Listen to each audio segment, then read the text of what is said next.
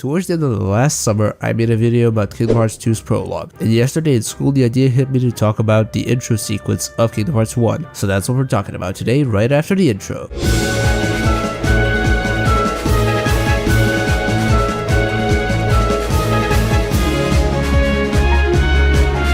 Just to clarify real quick, I'm not talking about the dream sequence here because it's not that interesting. Our focus is on what happens right after the dream sequence. We wake up on Destiny Islands by Kairi calling us a lazy bum. Like, gee, can I get some rest? Sora talks about the dream he had, and they have a short conversation about Kairi's home world. Riku joins in the combo, saying that he's the only one working on the raft, right before dropping a log right in Sora's face. Kairi suggests a race, and the intro plays when we finally realize that we are on a place called Destiny Island. While everyone is not doing shit for the raft, I'm the one that has to be the delivery boy and collect the stuff we need to build the freaking thing. There's also optional stuff that we can do, like fighting, and the part that I enjoy the most, to run around like a maniac and enjoy the whole vibe of the place. Now that leads me to my next point, the vibe or the setting, whatever you want to call it. We're on a tropical island, where it's just us and our homies, the gang. I'm talking no parents, no angry neighbors, none of that. It's a place where pretty much anyone would want to have a hangout spot. Now this is where you ask yourself, why would anyone want to leave this place? Well,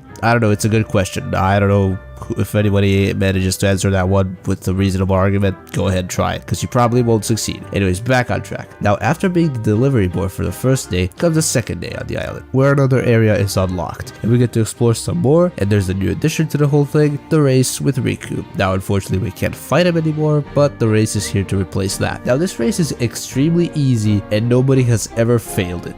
Hop across the trees. No. Oh, wait, you. Oh, fuck. Like nobody ever failed that. I'm dead serious. We also get to gather food and water for the raft. Now, Riku, I don't know what work you did while I was sleeping, but it seems to me like you're the one not doing jack shit, okay? Just throwing that out there real quick. Okay, back to the video.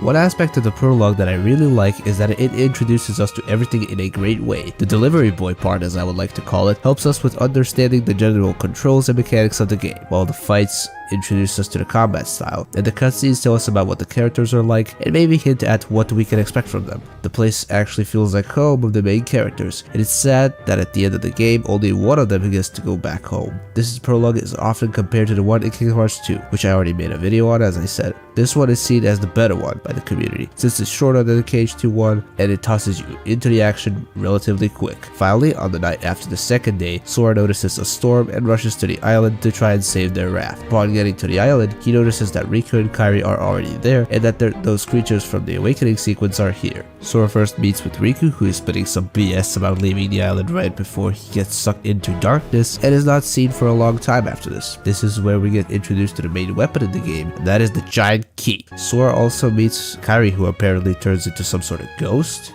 Yeah, that's a topic for another video. If you guys want that, comment down below. The next scene, the island is destroyed. We have to fight this giant thing. Yeah, that thing from the awakening sequence. By the way, fact, when I was a kid, I first couldn't beat this thing for like such a long time. Plus it gave me nightmares, so that was a great bonus. Okay, back to the video again. After defeating it, Sora gets thrown out of the world, and the real action begins in Traverse Town. And that's pretty much it. Now I also have covered the prologue of Kingdom Hearts 1, which is definitely the best introduction this series could have had in my opinion. As always, leave your thoughts in the comments, and until next time, bye bye.